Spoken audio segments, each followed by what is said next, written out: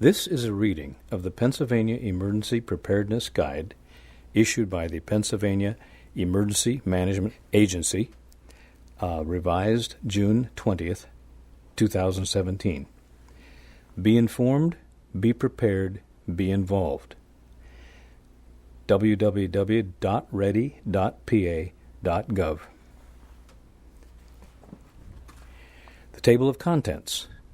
The introduction, top 10 emergencies, emerging issues involving the Zika virus, be prepared, make a plan, home emergency checklist, be prepared in your vehicle, vehicle emergency checklist, be prepared at work, work emergency checklist, planning for special needs, and after an emergency.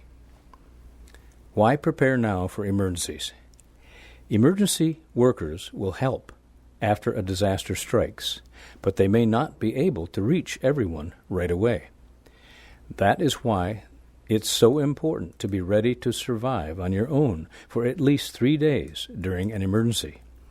This may mean having another place to stay, extra food, water, first aid, and other basic needs. We can't control natural disasters, emergencies, or terrorist attacks, but we can be ready for them and know what to do to take care of ourselves and our loved ones. This guide will help you become better prepared by learning about different kinds of emergencies, how to create emergency plans and kits for your home, your vehicle, and your workplace, and how to plan ahead if you have a special need. Top 10 possible emergencies. Floods.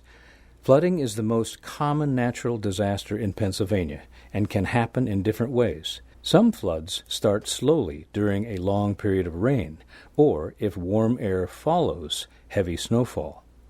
Others, like flash floods, can happen very quickly. Even small streams and dry creek beds can overflow to create flooding. No matter where you live, you should always be ready for a flood emergency. Fires. Fires can spread quickly, so they can become life-threatening in 2 minutes and destroy a home in as little as 5 minutes. As the fire burns, poisonous gases are sent into the air that can make you feel drowsy and less in control of your thinking and movements. The top reasons people die in fires is from smoke inhalation or breathing in smoke, not burns. Winter storms. The National Weather Service refers to winter storms as the deceptive killers because most deaths aren't a direct result of the storms. People are injured or killed in traffic accidents on icy roads or suffer from hypothermia, which is low body temperature, due to being cold for a long period of time. Another major danger with winter storms is that they can knock out power. Tropical storms, tornadoes, and thunderstorms. Tropical storms, tornadoes, and thunderstorms can cause a lot of damage and very dangerous weather emergencies. Tropical storms bring high winds and sometimes serious flooding. Violent tornadoes can happen suddenly and without warning. Sometimes you can't see them until a funnel cloud shows up. Thunderstorms bring dangerous lightning, one of the main causes of weather-related deaths in the United States each year. Influenza, or a flu pandemic. Like the seasonal flu many people get every year, pandemic flu spreads by sick people coughing or sneezing and touching surfaces like doorknobs, elevator buttons, etc. Unlike seasonal flu, people will have little or no protection against the new flu virus, which causes a pandemic, and many more people will get sick. When flu pandemics happen, they will likely go on for a while and cover a lot of area, causing changes in many parts of our everyday lives, including schools, work, transportation, and other public services. During a flu pandemic, healthy people may have a higher risk for serious illness or complications. Hazardous material incidents. Hazardous materials are substances like chemicals, liquids, or gases that, if released or misused, can pose a threat to the environment or people's health. Because hazardous materials are moved along our roadways, railways, waterways, and pipelines every day, a hazardous material incident can happen anywhere, and you need to be prepared in case an incident happens near you. Earthquakes and landslides. Earthquakes and landslides are destructive natural disasters. An earthquake is the sudden, fast shaking of the earth caused by the breaking and shifting of rock deep underground. If an earthquake happens in an area with a lot of people, it can cause many deaths and injuries. Although most people usually think of our country's west coast when they think of earthquakes, there are actually 45 states and territories throughout the United States, including Pennsylvania, that are at risk. Landslides happen in all 50 states. During a landslide, large amount of rock, earth, or other items move down a slope, hillside or mountain. They can be started by storms, earthquakes, fires, and man-made construction. Landslides can move quickly, striking with little or no warning at very fast speeds. They also can move several miles from where they start, growing in size as they pick up trees, boulders, cars, and other materials. Because of how fast and suddenly earthquakes and landslides happen, it is important for you and your family to be prepared ahead of time. Nuclear threat. Nuclear power plants use nuclear heat to turn water into steam, which makes electricity. Although the Federal Nuclear Regulatory Commission, NRC, closely watches these plants, accidents are possible. An accident could mean dangerous levels of radiation, which could affect the health and safety of the people living near the nuclear power plant. Although the risk of an accident isn't high, knowing how to act during a nuclear emergency can reduce your risk or injury. Residents living within 10 miles of a nuclear power plant should be aware of the evacuation routes set up for their area and have an emergency plan in place. Dam failures. When a dam fails, large amounts of water go downstream with great force. Dam failures can happen with little warning, sometimes within hours of the first signs of a failure. There are nearly 80,000 dams in the United States, and about one-third of these create a high or significant hazard to your life and property if there's a failure. But if you are prepared for what to do during a dam failure, you can greatly lower the risk to you and your family. Terrorism. Terrorism is defined as the use of violence and intimidation to achieve a goal. Terrorists typically plan their attacks in a way that gets the greatest publicity or news coverage for their causes and creates massive fear among the public. Acts of terrorism include threats of terrorism, assassination or killing of an important person, kidnappings, hijackings, which is taking over a vehicle, bomb scares and bombings, cyber attacks, computer-based, and the use of chemical, biological, nuclear, and radiological weapons. Emerging issues involving the Zika virus. Zika virus occurs in tropical areas with large mosquito populations and is known to circulate in Africa, Southeast Asia, and the Pacific Islands, South America, Central America, the Caribbean, and Mexico. The virus was first discovered in 1947. Zika outbreaks have probably occurred in many locations, but the first documented outbreak occurred in 2007. In May 2015, the current Zika virus outbreak started in Brazil. Since then, it has been reported in many other countries and territories. It will likely continue to spread to new areas.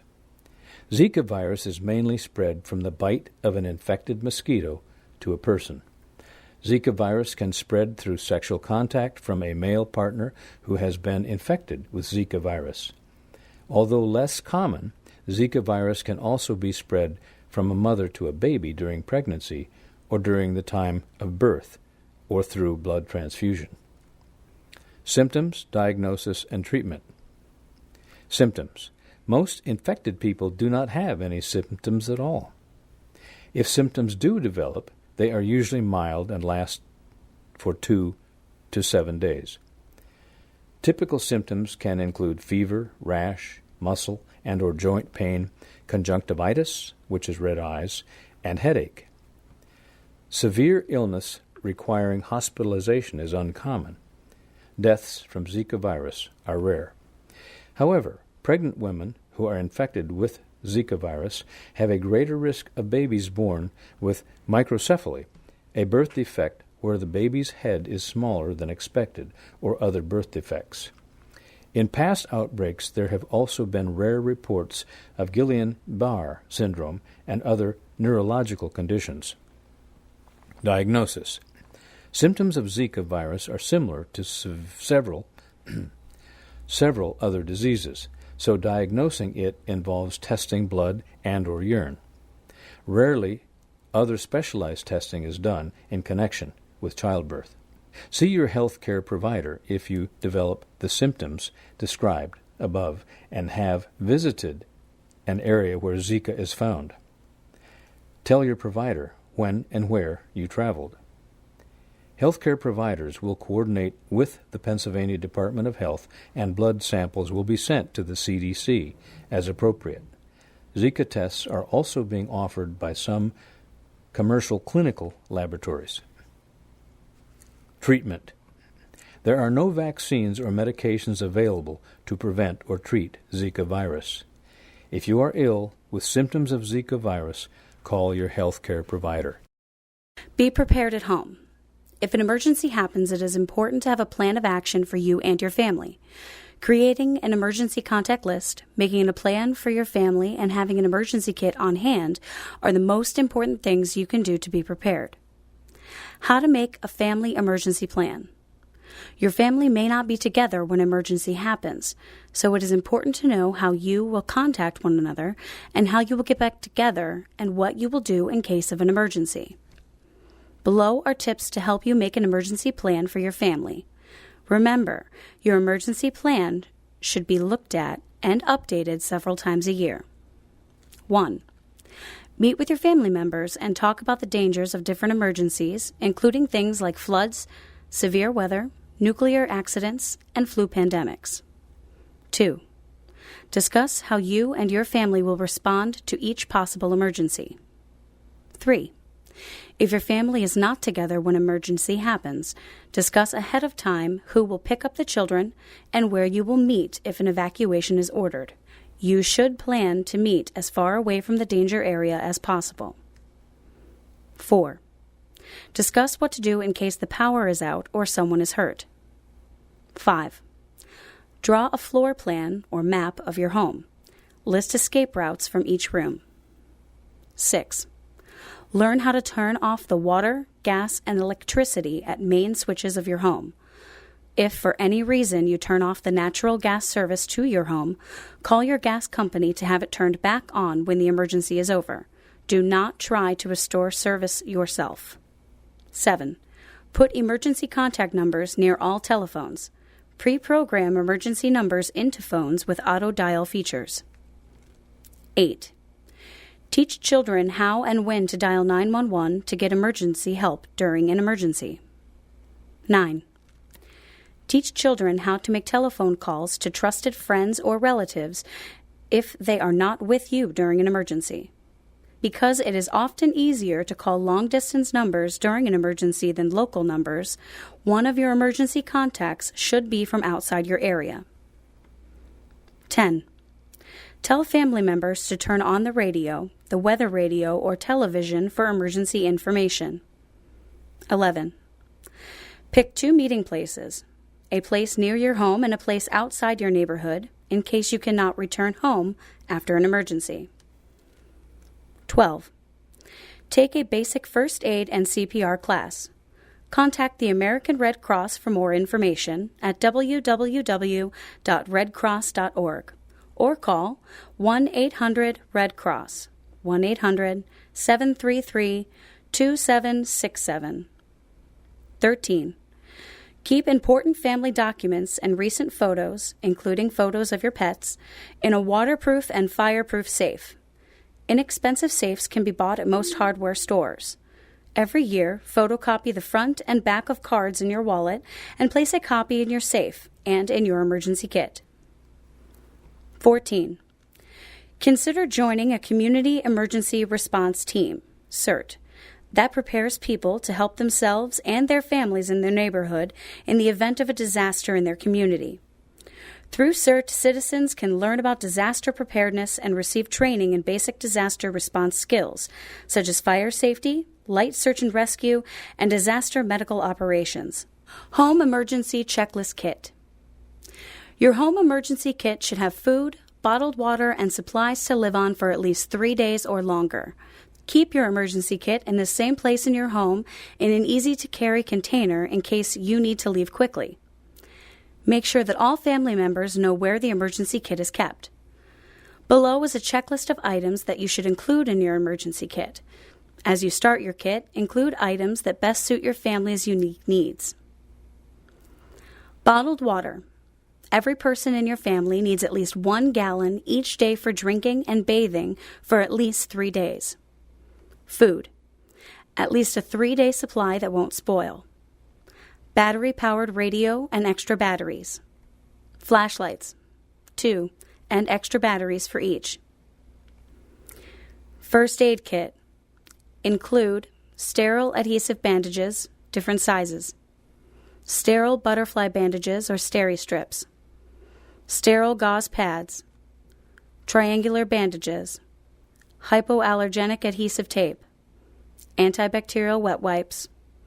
Antiseptic pain relief spray, antibiotic ointment, hydrocortisone cream, alcohol prep pads, latex-free examination gloves, several pairs, trauma shears or scissors, sharp-pointed tweezers, small folding knife, safety pins, different sizes, chemical heat packs, instant cold pack or compress, mylar blanket, 2. Irrigation syringe, CPR mask, first aid card or field guide, non-breakable thermometer, flexible splint or splinting materials, cotton-tipped applicator sticks, needle, eye wash, aspirin and non-aspirin pain reliever, antacid, laxative, anti-diarrhea medication, hand sanitizer gel and a bar of soap, magnifying glass, elastic wrap, 3-inch and 2-inch.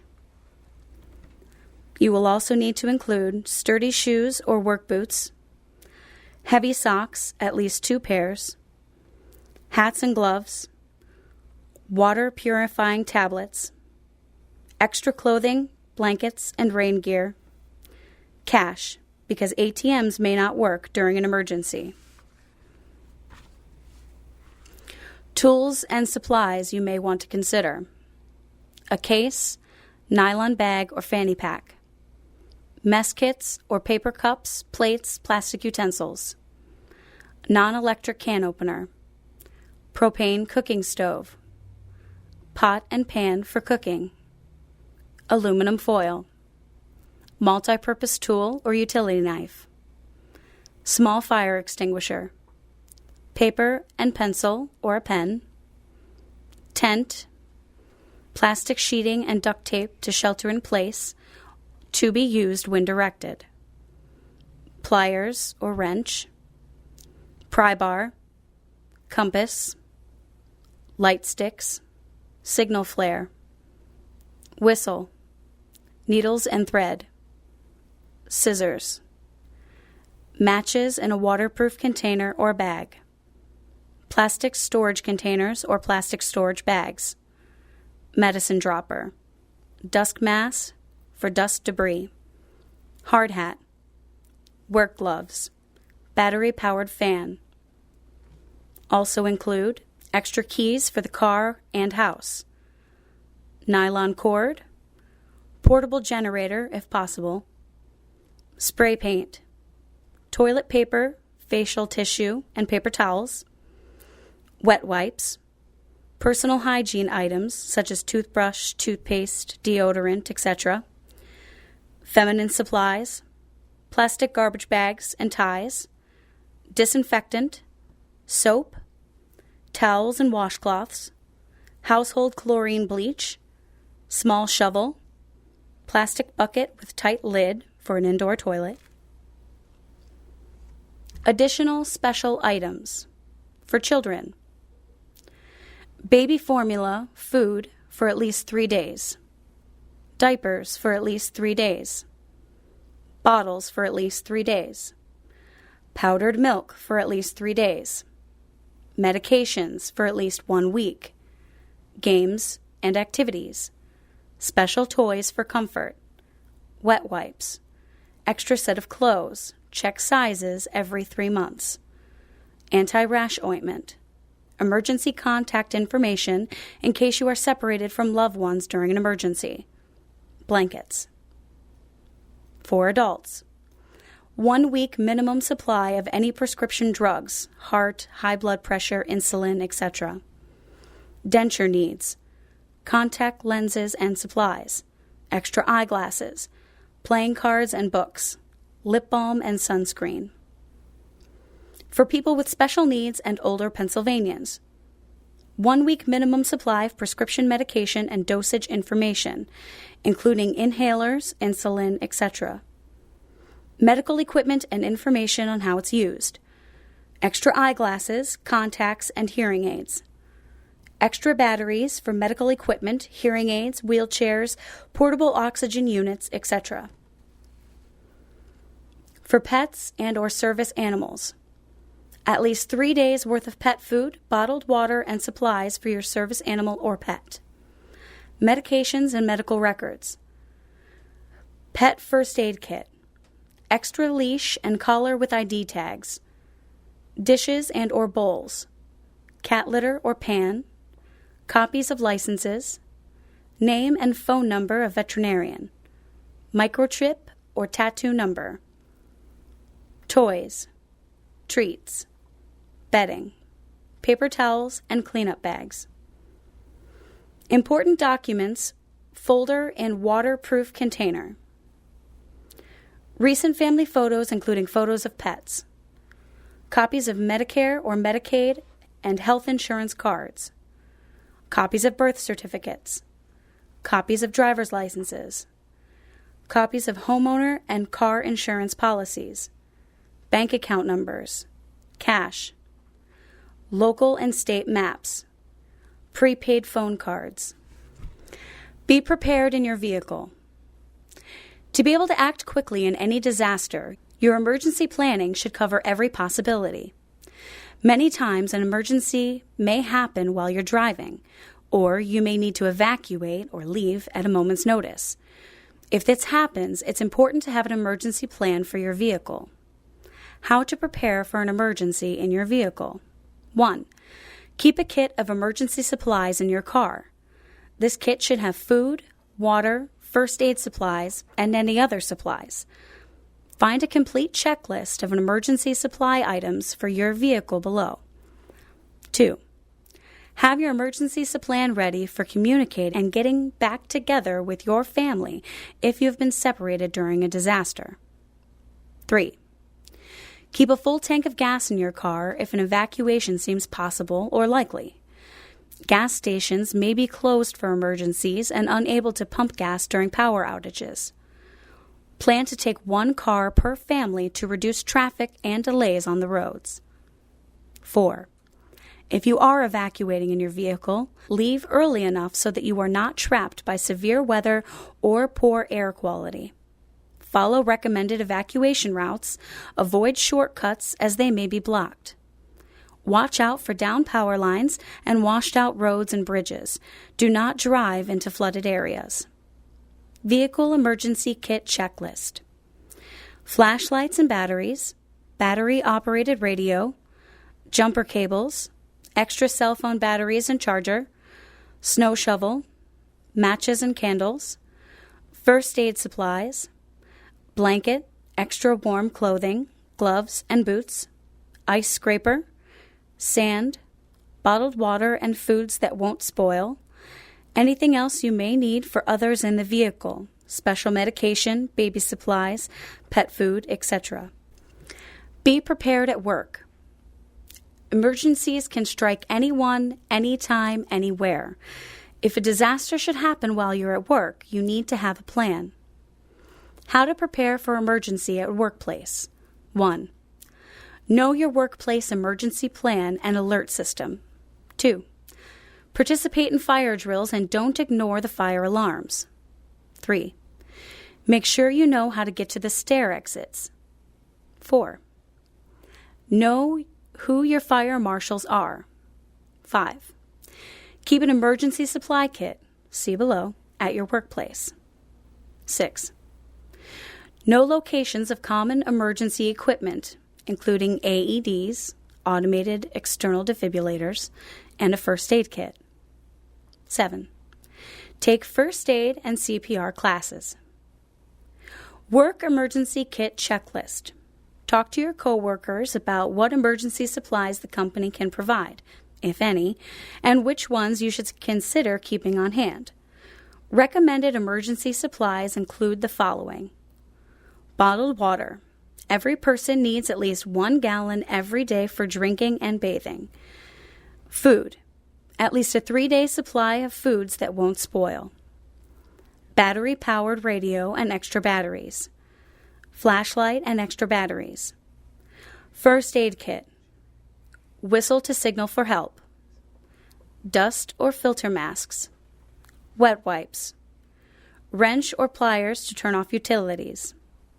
Manual can opener for food, if kit contains canned food.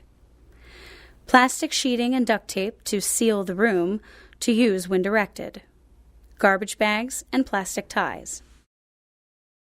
Planning for special needs. Some people may need extra planning before an emergency to make sure special needs are met. To make sure special needs are met when an emergency happens. This includes but isn't limited to young children, older Pennsylvanians, and people who have special needs. This section will also help you plan for the needs of your pets, service animals, and livestock. Planning for older Pennsylvanians and people with special medical needs. Medications.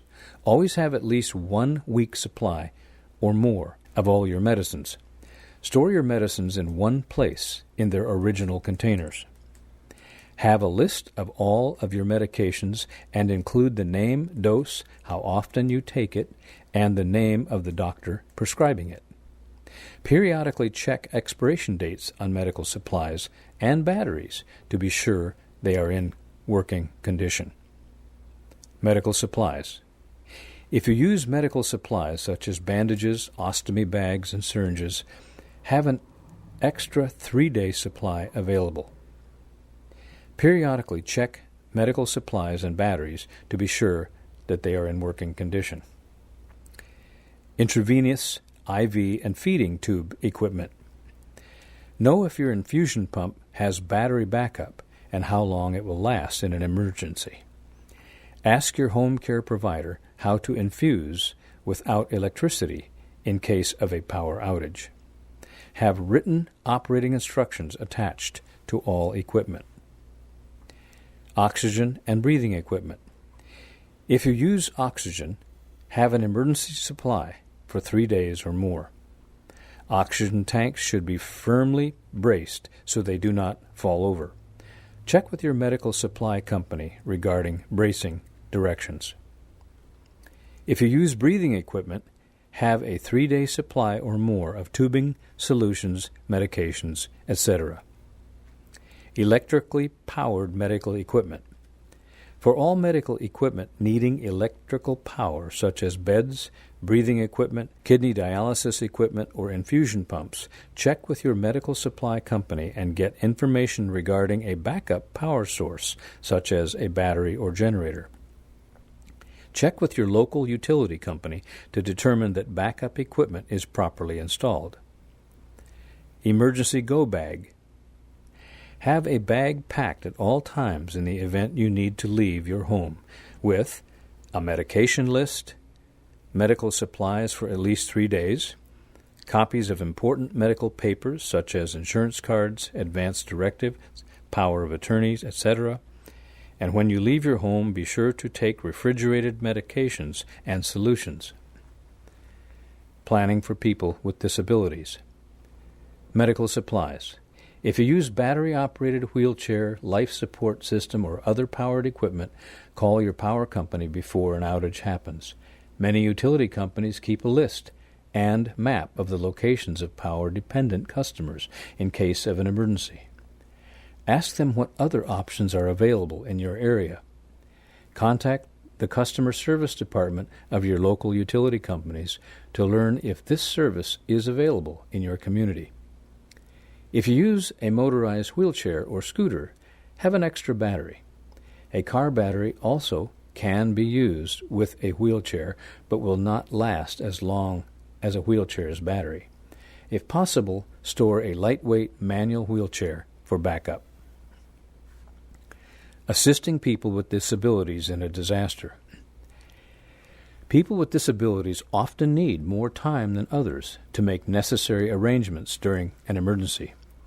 Because disaster warnings are often given by audible or easy-to-hear methods, such as sirens and radio announcements, people who are deaf or hard of hearing may not receive early disaster warnings and emergency instructions. Be their source of emergency information as it comes over the radio or television. Some people with vision disabilities, especially older people, may not want to leave their home when the evacuation notice comes from a stranger. A service animal can become confused or disoriented in a disaster.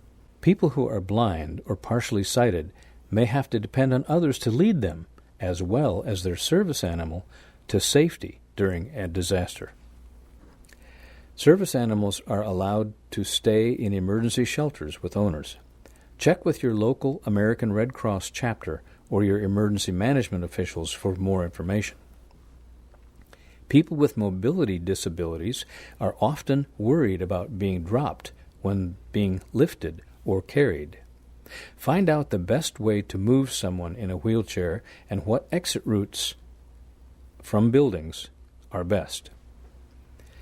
Some people with intellectual disabilities may be unable to understand the emergency and could become disoriented or confused about the proper way to react.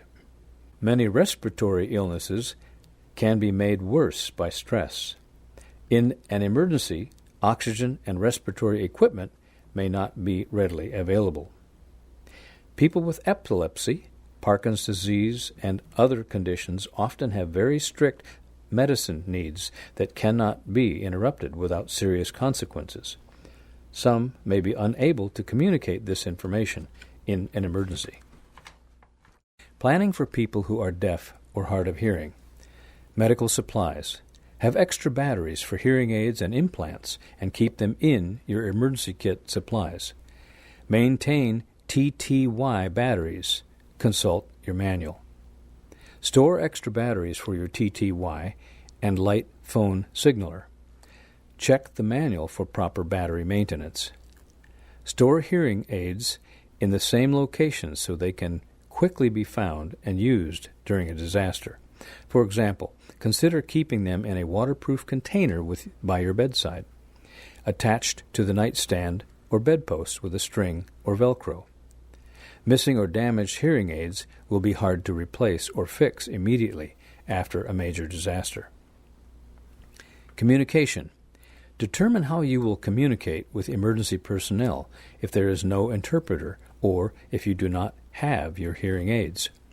Keep extra paper and pens in your emergency kit.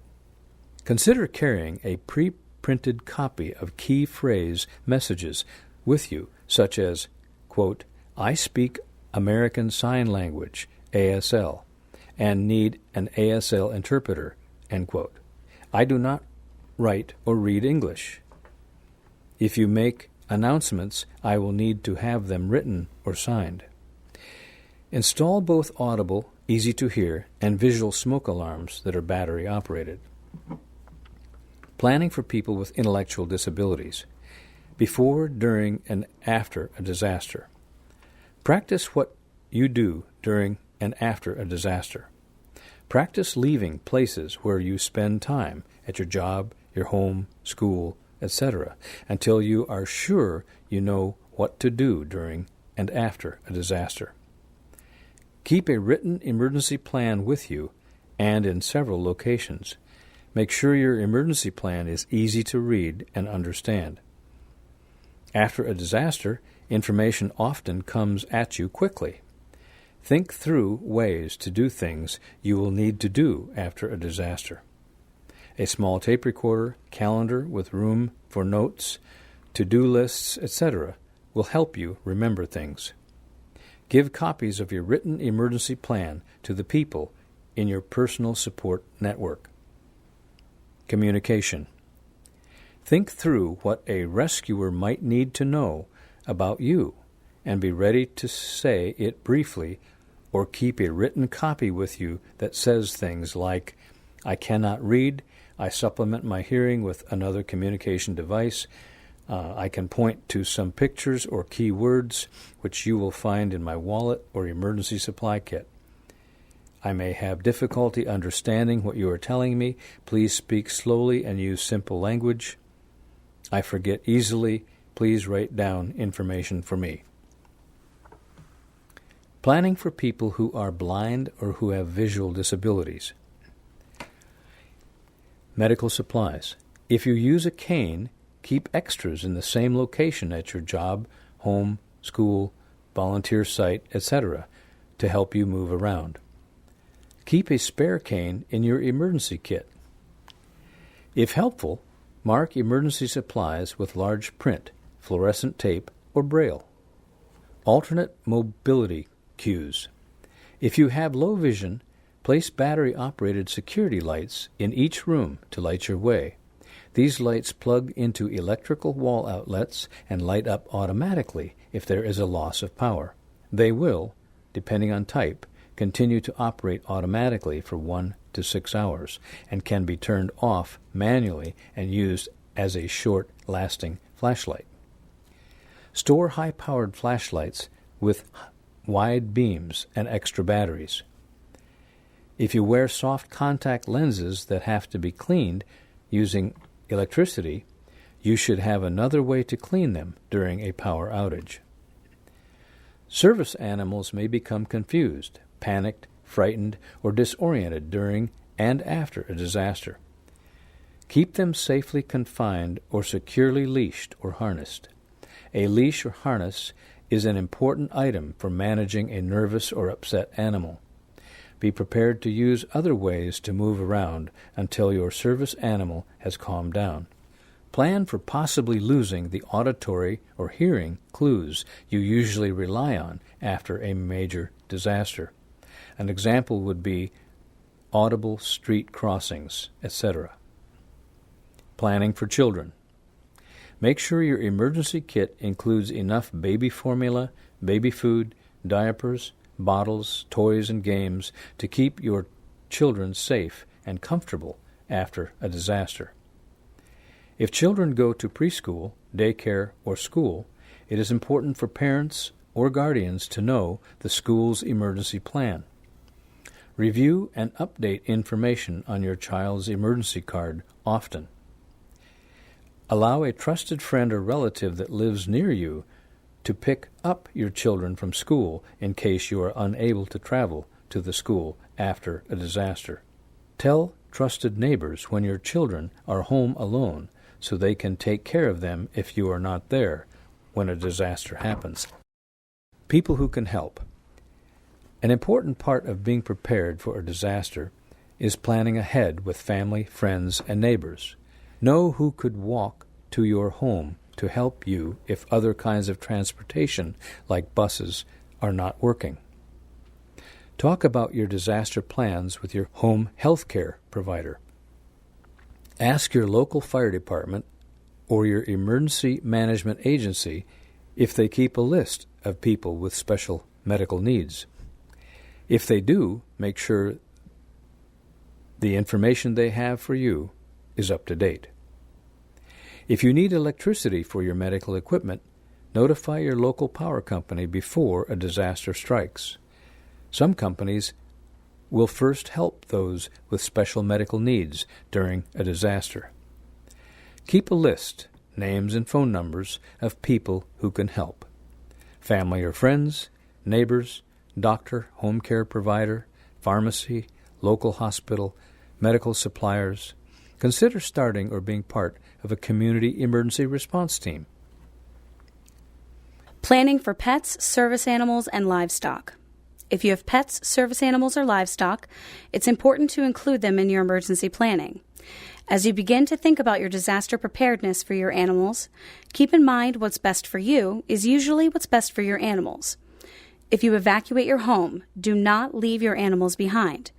However, most shelters will only allow service animals to accompany you. Other pets will be housed separately in a pet shelter, which is usually established in close proximity to your shelter. For pets and service animals, include the following items in your emergency supply kit. Enough pet food and bottled water for at least 3 days, 1 to 2 weeks if possible. Medicines, veterinary records for each of your pets, including a note that allows researchers to give your pet medical treatment if needed. Registration and/or adoption papers, emergency contacts, cat litter, pan or bags, a manual can opener, food dishes and water bowls, spoon, pet first aid kit, cloth or thermal blanket, collar and leash with tags, treats and favorite toys. Talk to your veterinarian about evacuation and emergency care for your animals. Develop a buddy system with trusted neighbors and friends and relatives to make sure that someone is able to care for or move your pets if you are unable to do so. For public health reasons, many emergency shelters do not allow pets, only service animals. Pets are normally housed separately in shelters run by local animal support groups. Know ahead of time which hotels will accept pets. Have a portable crate, collar, and leash ready for your pets. Keep all vaccinations, shots, up to date. Make sure you have more than one way to identify your pets, like having a dog license and a microchip. Identification tags should be kept up to date and securely fastened to your pet's collar. If possible, also attach the address and/or phone number of your evacuation site. You may also want to have your veterinarian give your pets a microchip and/or tattoos as a more permanent way to identify them. Have a copy of medical records and a list of necessary medicines on hand. Make different lists for each of your pets. If you must leave your animal behind, place a sign high on your house like a window or a door that will be easy for rescuers to see. Make sure the sign includes the type and number of animals which remain. Leave plenty of food and water with feeding instructions for rescuers. Keep the animals in the safest part of the home for the type of emergency you are experiencing.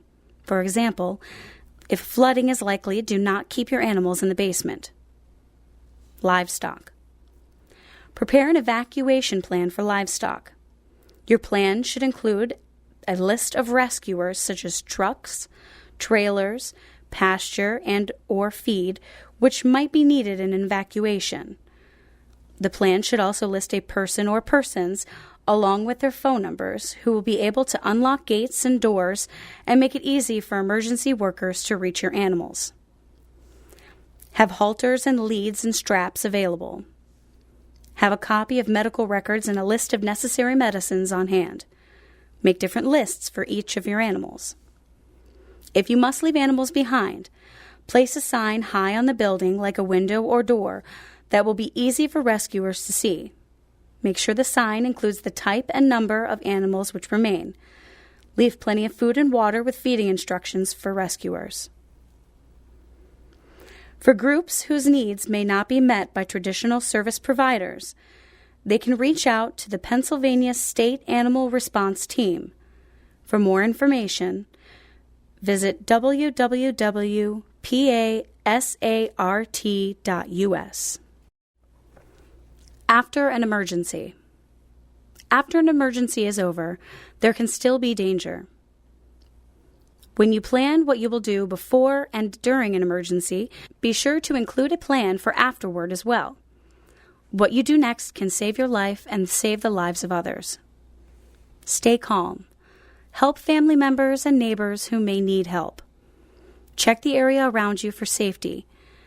In case of biological, chemical, or radiological threats, listen for instructions on the radio or television stations about safe places to go.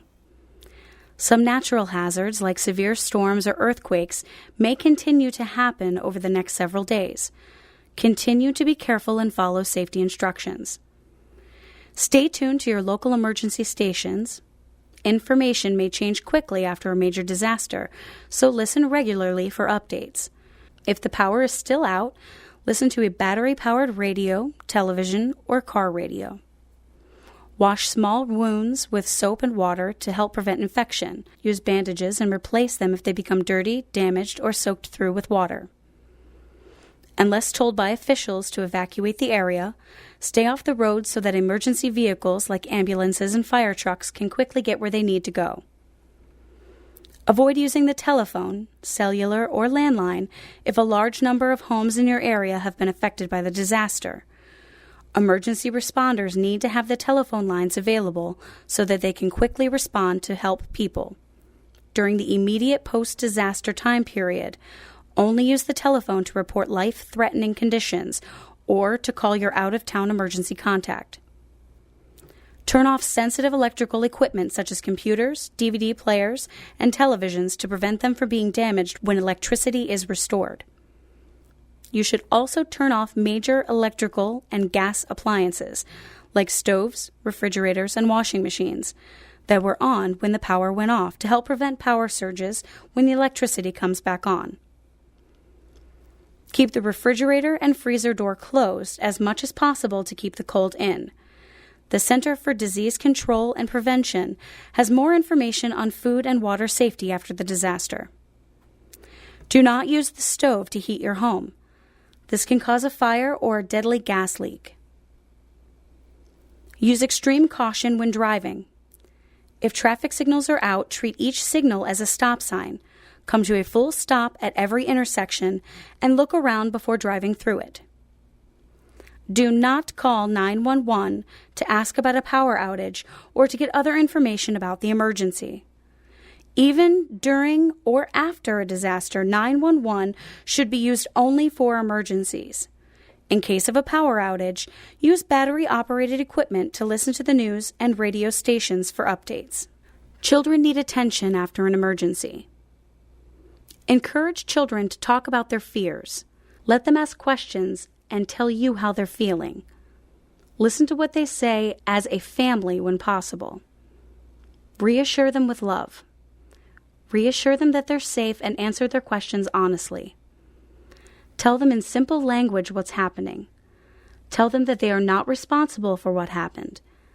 Limit the amount of news that they hear on the radio or see on the TV. Hold and hug them often. When they go back to school, encourage them to also talk about their problems with teachers or school counselors and to play games, ride bikes, and do all of the other things that they did before the disaster. Important contact information. In an emergency, call 911.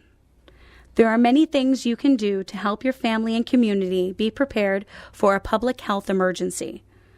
To learn more, call the Pennsylvania Department of Health 1-877-PA-HEALTH or 1-877-724-3258 or pahealth.gov.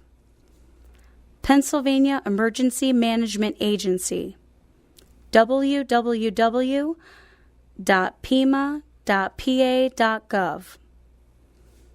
American Red Cross 1-800-435-7669, www.redcross.org.